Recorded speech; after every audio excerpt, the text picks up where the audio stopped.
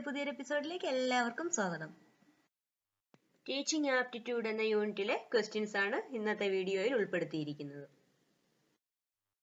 First question, the best way to introduce a new subject by a teacher is. ഒരു അധ്യാപകൻ ക്ലാസ്സിൽ പുതിയതായി ഒരു സബ്ജക്റ്റ് ഇല്ലെങ്കിൽ ടോപ്പിക്ക് പഠിപ്പിക്കുമ്പോൾ അതിന്റെ തുടക്കം എങ്ങനെയായിരിക്കണം, ഏത് രീതിയായിരിക്കും ഏറ്റവും best? Options: giving a broad outline of the subject, relating it to daily life situation, relating it with previously studied material, any one of the above. ഒരു അധ്യാപകൻ ക്ലാസ്സിൽ ഒരു സബ്ജക്റ്റ് പഠിപ്പിക്കുമ്പോൾ ഒന്നുകിൽ അതിനെക്കുറിച്ച് നമ്മൾ എടുക്കാൻ പോകുന്ന സബ്ജക്റ്റിനെ കുറിച്ച് ഇല്ലെങ്കിൽ ആ ടോപ്പിക്കിനെ കുറിച്ച് ഒരു വിശാലമായ ഒരു രൂപരേഖ നൽകുക, ഇല്ലെങ്കിൽ ദൈനംദിന ജീവിതവുമായി ബന്ധപ്പെടുത്തി അതിനെക്കുറിച്ച് പറഞ്ഞു തുടങ്ങുക. അതുമല്ലെങ്കിൽ മുമ്പ് പഠിപ്പിച്ചിട്ടുള്ള അല്ലെങ്കിൽ കുട്ടികൾ പഠിച്ചു കഴിഞ്ഞ ഏതെങ്കിലും ഒരു വിഷയവുമായി ബന്ധപ്പെടുത്തി ആ ടോപ്പിക്കിനെ പറഞ്ഞു തുടങ്ങുക. ഇതിൽ ഏത് രീതിയാണെങ്കിലും ബെസ്റ്റ് വേ തന്നെയാണ്. അപ്പോൾ ആൻസർ ഓപ്ഷൻ ഡി ആണ്.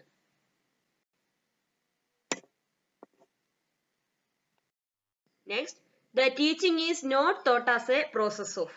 താഴെ പറയുന്നതിൽ ഏതാണ് അധ്യാപന പ്രക്രിയ എന്ന് പറയാൻ കഴിയാത്തത്? Options: directing the activities of people, listening the recitation of people, indoctrinating adult ideas to students, all the above. ഇതിൽ ഏതാണ് ഒരു ടീച്ചിങ് പ്രക്രിയയാണെന്ന് പറയാൻ പറ്റാത്തത്? ഇപ്പോൾ എന്തായാലും കുട്ടികളുടെ ആക്ടിവിറ്റീസിനെ നിയന്ത്രിക്കുന്നത്, അവരെ ഡയറക്റ്റ് ചെയ്യുന്നതും അവരുടെ റെസിറ്റേഷൻസ് ഒക്കെ ശ്രദ്ധിക്കുക, അവർക്ക് പറയാനുള്ളത് കേൾക്കുക എന്നുള്ളതും ടീച്ചിങ് പ്രോസസ്സ് തന്നെയാണ്. മുതിർന്നവരുടെ ആശയങ്ങൾ ഇല്ലെങ്കിൽ അധ്യാപകരുടെ ആശയങ്ങൾ അടിച്ചേൽപ്പിക്കാനുള്ള ഒന്നാണ്, അതാണ് ടീച്ചിങ് പ്രോസസ്സ് എന്ന് പറയാൻ പറ്റില്ല. അപ്പൊ ആൻസർ ഓപ്ഷൻ സി ആണ്. Indoctrinating adult ideas to students is not thought as a process of teaching. Then a teacher commands prestige, authority, esteem and respect. He should make use of it through suggestions. He should not try to command respect through. ഒരു അധ്യാപകൻ എന്ന് പറയുന്നത് ബഹുമാനം, മതിപ്പ്, പ്രശസ്തി ഇതിനെല്ലാം അധിപനായിരിക്കും. പല വഴികളുണ്ട് അദ്ദേഹത്തിന് ആ ഒരു ബഹുമാനം നേടിയെടുക്കാൻ. ഏത് വഴിയാണ് ബഹുമാനം നേടിയെടുക്കാൻ അദ്ദേഹം ശ്രമിക്കരുതാത്തത്? ഏത് വഴിയിലൂടെയാണ്? Options: scholarship, punishing and creating revolting situations, experience, tract. Simple ആയിട്ടുള്ള ക്വസ്റ്റ്യൻ ആണ്. കുട്ടികളെ ഉപദ്രവിച്ച് പണിഷിംഗിലൂടെ, പണിഷ്മെന്റ് നൽകിയിട്ട്. ഓപ്ഷൻ ബി ആണ്, punishing and creating revolting situation. ഒരു റിവോൾട്ടിംഗ് ആയിട്ടുള്ള ഒരു സിറ്റുവേഷൻ ക്രിയേറ്റ് ചെയ്തു അല്ലെങ്കിൽ കുട്ടികളെ ശിക്ഷിച്ചും ഒന്നും അധ്യാപകന് റെസ്പെക്ട് നേടിയെടുക്കാൻ കഴിയത്തുമില്ല, അങ്ങനെ ശ്രമിക്കുകയും ചെയ്യരുത്. Then, which one of the following statement is correct in the context of multiple choice type questions? Multiple choice ക്വസ്റ്റ്യൻസിന്റെ ഉപയോഗം എന്താണ്? They are more objective than true or false question. They are less objective than essay type question. They are more subjective than short answer type question. They are more subjective than true false questions. Multiple choice questions എപ്പോഴും objective ആയിരിക്കും. അപ്പോൾ they are more objective than true or false questions. True or false ക്വസ്റ്റ്യൻസിൽ രണ്ട് ഓപ്ഷൻസിനെ വരുന്നുള്ളൂ, true or false എന്നുള്ളത്. അതിനേക്കാൾ ഏറെ ആ ഒബ്ജക്റ്റീവ് നമുക്ക് നേടാൻ കഴിയുന്നത് മൾട്ടിപ്പിൾ ചോയ്സ് ക്വസ്റ്റ്യൻസിലൂടെ ആയിരിക്കും. ആൻസർ ഓപ്ഷൻ എ ആണ്, ട്രൂ ഓർ ഫോൾസ് ക്വസ്റ്റ്യൻസ് ആണ്. ഷോർട്ട് ആൻസറും എസ്സേ ടൈപ്പും ഒക്കെ സബ്ജക്റ്റീവ് ടൈപ്പ് ക്വസ്റ്റ്യൻസിൽ വരുന്നു. Next, which of the following objectives would most appropriately be assessed by a performance assessment? കുട്ടികളുടെ പ്രകടനം വിലയിരുത്താൻ താഴെ പറയുന്നതിൽ ഏറ്റവും ഉചിതമായത് ഏതാണ്? പ്രകടനമാണ് വിലയിരുത്തേണ്ടത്, performance. Options: students will conduct an experiment, students will interpret the periodic table, students will distinguish theories from beliefs, students will define proton, electron and neutron. അപ്പോൾ കുട്ടിയുടെ കഴിവിനെ, അവന്റെ പ്രകടനത്തെ വിലയിരുത്താൻ ഏറ്റവും നല്ലത് കുട്ടി നടത്തുന്ന എക്സ്പെരിമെന്റ് തന്നെയാണ്. ഓപ്ഷൻ എ ആണ്.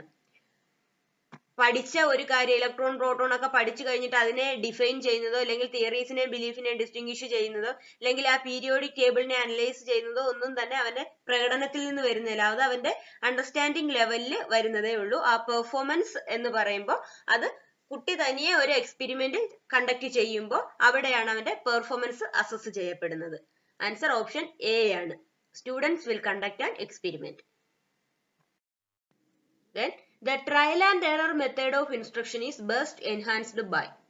ട്രയൽ ആൻഡ് എറർ എന്ന മെത്തേഡിലൂടെയുള്ള പഠനം എങ്ങനെയാണ് പൂർത്തീകരിക്കപ്പെടുന്നത്?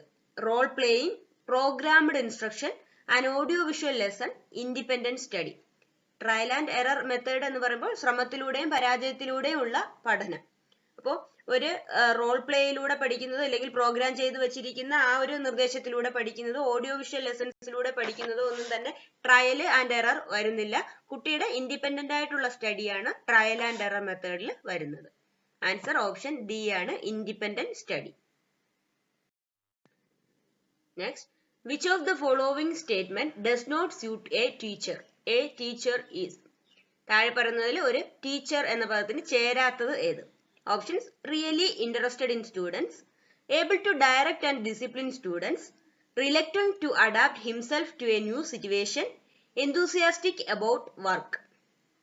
ഒരു അധ്യാപകൻ എപ്പോഴും കുട്ടികളോട് താല്പര്യമുള്ളവരായിരിക്കണം, അതുപോലെ തന്നെ കുട്ടികളെ നിയന്ത്രിക്കാൻ കഴിയുള്ള ആള് ആയിരിക്കണം. അപ്പോൾ എയും ബിയും അല്ല. ഓപ്ഷൻ സി പറഞ്ഞ reluctant to adapt himself to a new situation ആണ്. ഒരു പുതിയ സാഹചര്യവുമായി പൊരുത്തപ്പെടാൻ വിമുഖത കാണിക്കുന്ന ആളായിരിക്കണം എന്നുള്ളത്. ഒരിക്കലും അധ്യാപകന് ചേരുന്നത് അല്ല. ഓപ്ഷൻ സി ആണ് കറക്റ്റ് ആൻസർ.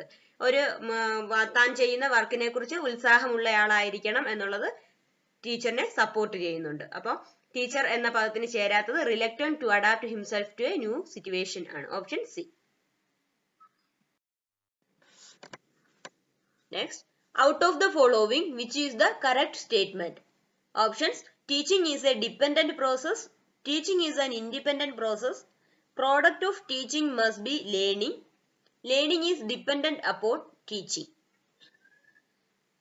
അധ്യാപനം എന്ന് പറയുന്നത് എപ്പോഴും ഒരു ഡിപ്പെൻഡന്റ് പ്രോസസ് ആണ്. അധ്യാപനത്തിൽ അവിടെ അധ്യാപനം എന്ന് പറയുമ്പോൾ നമ്മൾ ഒരു പഠിപ്പിക്കുമ്പോൾ അവിടെ ഒരു പഠിതാവ് ഉണ്ടായിരിക്കണം. ആ പഠിതാവിനെ ഡിപ്പെൻഡ് ചെയ്തിരിക്കുന്നു, അല്ലെങ്കിൽ പിന്നീട് പഠിപ്പിക്കാൻ ഒരു കണ്ടന്റ് ഉണ്ടായിരിക്കണം. അപ്പോൾ ഇതിനെ എല്ലാത്തിനെയും ഡിപ്പെൻഡ് ചെയ്തിരിക്കുന്നു അധ്യാപനം എന്ന് പറയുന്നത്. ആൻസർ ഓപ്ഷൻ എ ആണ്. അപ്പോൾ option B teaching is an independent process എന്ന് നമുക്ക് പറയാൻ കഴിയില്ല.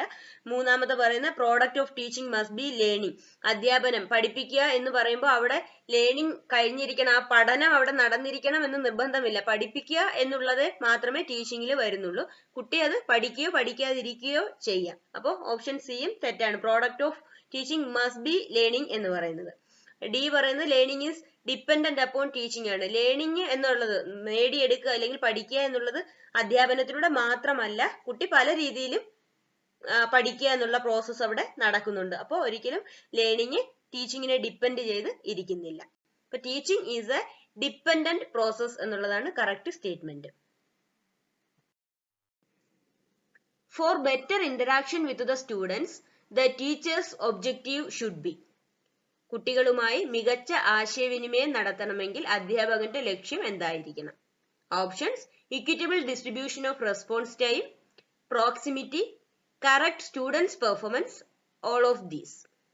അപ്പൊ കുട്ടികളുമായിട്ടുള്ള ആശയവിനിമയം ഒരു നല്ല രീതിയിൽ നടത്താൻ വേണ്ടിയിട്ട് ആ ഓരോ കുട്ടികൾക്കും നൽകുന്ന പ്രതികരണത്തിന് നൽകുന്ന സമയം ഓരോരുത്തരെയും തുല്യമായി കണക്കാക്കുക എന്നുള്ളത്, അവരോട് എപ്പോഴും ഒരു പ്രോക്സിമിറ്റി ഉണ്ടായിരിക്കണം, അവരോട് ഒരു അടുപ്പം ഉണ്ടായിരിക്കണം, അതുപോലെ തന്നെ അവരുടെ പെർഫോമൻസ് കറക്റ്റ് ചെയ്ത് നൽകണം. ഇത് എല്ലാം തന്നെ ആ ഒരു ബെറ്റർ ഇന്ററാക്ഷൻ സൂക്ഷിക്കാൻ വേണ്ടതാണ്. ആൻസർ ഓപ്ഷൻ ഡി ആണ്. Last question, that the mind of an infant is a tabula rasa is the contribution of. കുട്ടികളുടെ മനസ്സിനെ പറ്റി പറയുമ്പോൾ ടാബുല റാസ എന്നുള്ള ഐഡിയ കൊണ്ടുവന്നത് ആര്? Options: Plato, Horace Mann, John Locke, J Rousseau. Tabula rasa എന്ന് പറയുന്നത് കുട്ടികളുടെ മാനസികമായ കഴിവ് എന്ന് പറയുന്നത് ഒരിക്കലും ജന്മനാ കിട്ടുന്നത് അല്ല എന്ന് പറയുന്നതാണ്. അന്തർനിർമ്മിതമായ ഒരു മാനസിക ഉള്ളടക്കത്തോടെ അല്ല കുട്ടികൾ ജനിക്കുന്നത്. അതിനാൽ തന്നെ എല്ലാ അറിവും അനുഭവത്തിൽ നിന്നോ അല്ലെങ്കിൽ ഗർഭധാരണത്തിന് ശേഷമോ ആണ് കുട്ടികൾക്ക് ലഭിക്കുന്നത് എന്നാണ് ടാബുല റാസ എന്നതിലൂടെ പ്രസ്താവിക്കുന്നത്. ജോൺ ലോക്ക് ആണ് ടാബുല റാസ എന്നുള്ള വേർഡ് കൊണ്ടുവന്നത്. Tabula rasa introduced by John Locke. അപ്പോൾ 10 ക്വസ്റ്റ്യൻസ് ഇവിടെ പൂർണ്ണമായി. നിങ്ങൾക്ക് ഇഷ്ടപ്പെട്ടെങ്കിൽ നിങ്ങളുടെ കൂട്ടുകാർക്കും ഷെയർ ചെയ്യാൻ മറക്കണ്ട. Thanks for watching, friends.